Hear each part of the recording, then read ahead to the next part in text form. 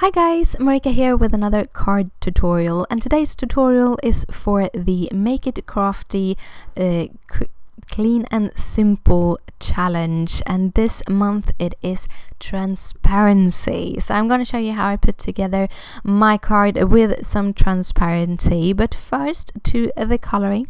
The character I'm coloring today is called Lucky Tara, and I really love the character.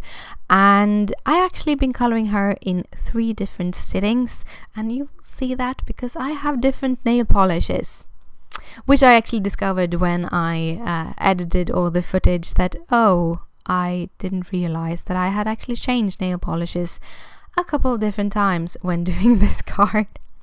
But to begin with, I am doing her skin, and what I'm doing, if you can see that I'm leaving a slight little bit of white at the edges, which I will color over with the lightest skin color at the end, is because then I get what's called a reflective shadow, and this actually helps give more life to the character. If you check any kind of photograph that you have on yourself or on Google, you will see that you usually have kind of 2 different shadows. You will have one shadow which comes from the direct direction from the sun, and then you'll have kind of a rim shadow or a reflective shadow, which is where the sun has reflected from other surfaces.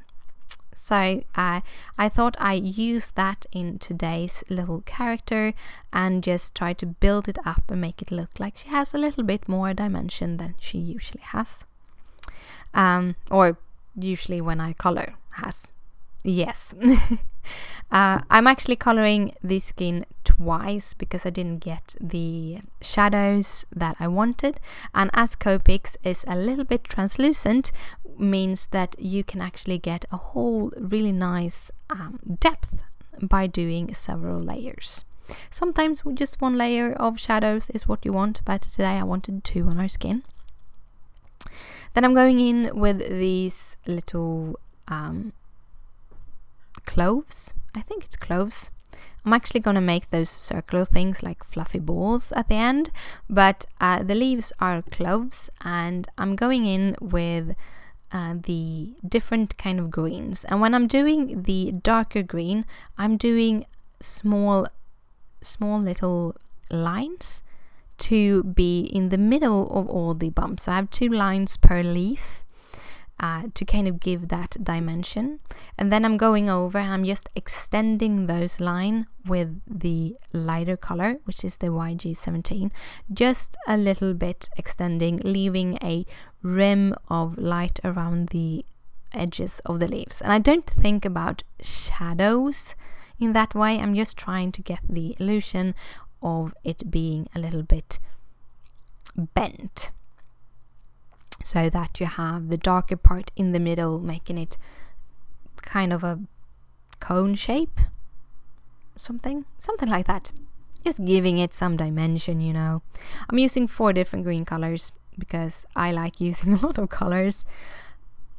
You don't really only need 3 to get some kind of dimension. I love using 4 or more because I do like the depth that I get from that.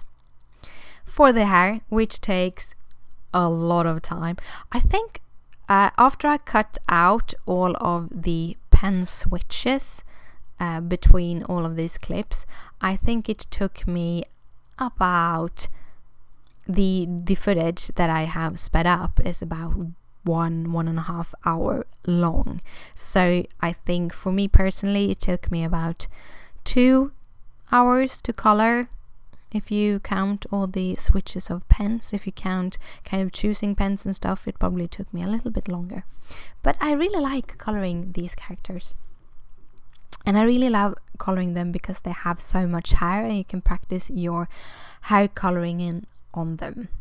And today I wanted to have kind of a odd looking color because I've started to try to find ways to use colors that aren't really supposed to go together or aren't in the same color family, direct color family. Like on the leaves, I used some YG YGs and some Gs, and the Gs are the darker colors because they are a little bit more bluish, so you get them a little bit towards the bluish scale. When you look at shadows, they will have a little bit more of the bluish. In the hair, I'm actually using mostly red violets, but I'm using different kinds of red violets. I think I'm using the R11 for the lightest color. I did put down E01 as my first color, but I kind of realized in the end that I didn't want to use it, so I never used it as my lightest color. So I'm going in here with the red violets. The 17 and the 14 is kind of the deeper colors, so they are a little bit more towards the bluish colors. Then I'm using the color that actually inspired this color scheme, which was the RV42, which happens to be one of my favorite colors. And it doesn't have a perfect blending family. So if you want to play with it, you kind of have to figure out own kind of fun color combinations. And for the last color, I'm using R11 because it's kind of close to the RV42, and it kind of helped me in blending everything out together. And it gave this kind of really cool effect of the hair, almost a peachy pink. I kind of like peachy pinks. Then I'm actually going in another time with all of the colors. One of the reasons is because when I go the first layer, I go from dark to light. And going from dark to light, you will blend over the darks. Both the darks will lighten a little bit due to the alcohol in the ink, but also it will blend it. And when it comes to hair, I kind of like having it a little bit more stripy, a little bit more looking like hair. So then I go back over it from dark to light. But I'm not going in with the lightest color because that is kind of my blend color, it's my bottom color. So I'm going in my next to lightest color, and then I just go from the next to lightest to the darkest and just add little stripes. And then I figure out that I wanted some more color on different other places, so then I go in with the colors again. So I kind of build up the hair, and I really enjoy doing that. It's kind of fun. And it, as I said before, it gives a little bit more depth because it looks like you have put down even more colors than you have put down when you color this way. And sorry about my voice, I'm starting to lose it. I've been doing voiceovers all day. So yeah, sorry about that. As you see, I'm going over again and again and again. Doing hair, for me, doing hair is just playing around, kind of figuring out how I really want things to be and how much of all the different colors I want to have. And I wanted this color to be a little bit darker than I had done it. So now I'm going in from the darkest to the lightest again.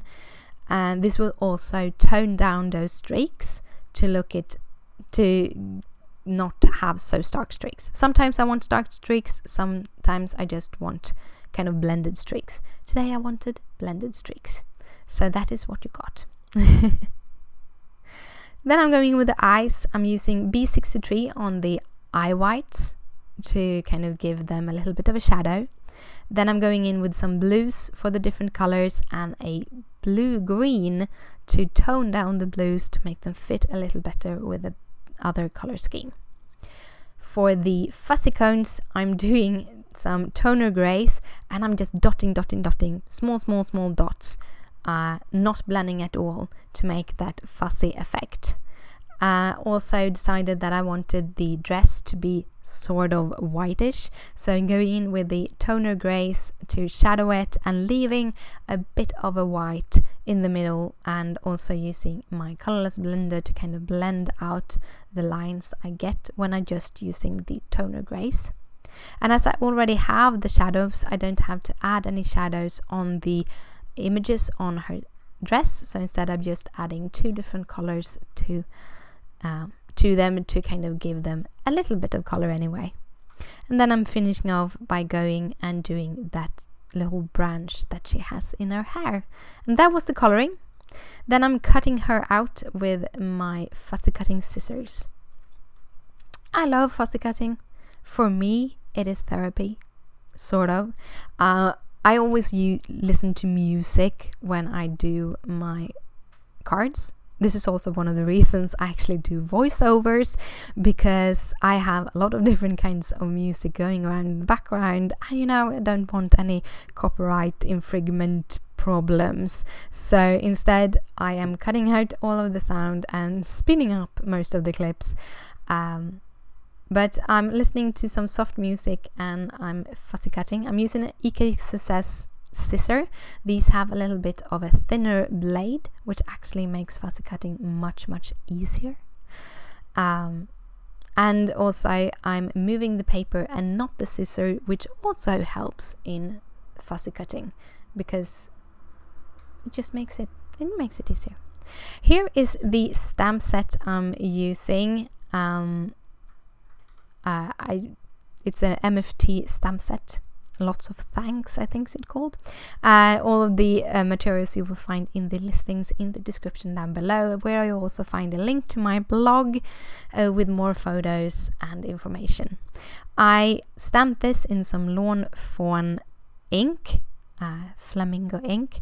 Then I'm using this little die from MFT. It's from one of the blueprint sets, and it fitted perfectly on this sentiment. So I'm just setting it there, perfectly setting it down, and then I'm putting tape on both sides so that I'm really sure that it won't move, because it's very slim movement possibilities. If it moves just a little bit, it will cut down the sentiment. And the reason why I actually stamped the sentiment first was because I have a tendency to stamp them crooked.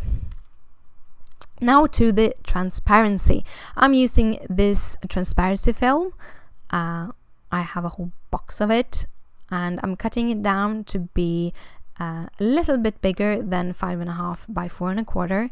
Then I'm using this Dries folder called Flower Frenzy, which is an embossing folder. I run it through my Big Shot, and here you got an embossed transparency. And I think it's really cool effect. I cut it down to be 5.5 by 4.25. Then I'm taking this card base, which is a standard A2 card base, and I'm cutting off so that I have about 1/2 inch on the top for the top fold. And then I'm going to set that a transparency on top of that. Then I'm cutting it down to 1/2 inches strips. Do recommend cutting one of them a little bit smaller, and I actually did cut one of them a little bit smaller. It was the one I was supposed to have on the upper part of the card. Well, I took the wrong one when I started putting things down. But things happen, but I do recommend having one that is a little bit thinner. I'm using some Be Creative tape, or score tape as it was called before, and it's a very sticky tape, and therefore I know that it will stick to the transparency and it will hold the transparency in place. So I'm using that. I'm choosing what side of the transparency I want to have outwards, making sure that it is put on the down towards the mat, because I'm putting the inside on first. Then I'm lining this little strip up on the back side to hide the glue, and then I'm doing the same thing at the bottom of the transparency to get a little bit of a white edge and kind of ground the transparency. Then I'm putting on my sentiment. It's on some foam tape, 3M Scotch foam tape. And to finish it off, I'm using the same tape on the back side of little Tara, and I'm putting her in the middle of the card so that she would fit inside the card but still kind of show off the sentiment. For my finishing part, I'm going to use these enamel dots by Create a Smile stamps. And I went totally wild with them. I actually added them to all of the little middle parts of the flowers. So and then I realized I didn't have enough small ones, and then I figured that I didn't want that little cluster in the bottom, so instead I just added them to basically all the flowers, almost. Then I decided I needed to cover up that paper was a little bit crooked, so I added 5 of those arrows, and to make it kind of even, I added 3 of the small arrows onto the sentiment. So I went wild, but it's still actually kind of clean and simple, even though I went wild with the navel dots. But that was the card for today. I hope you liked it, and I hope you enjoyed this challenge and joined the challenge. Thank you so much for watching, and if you have any questions, just comment down below, and I see you later. Bye!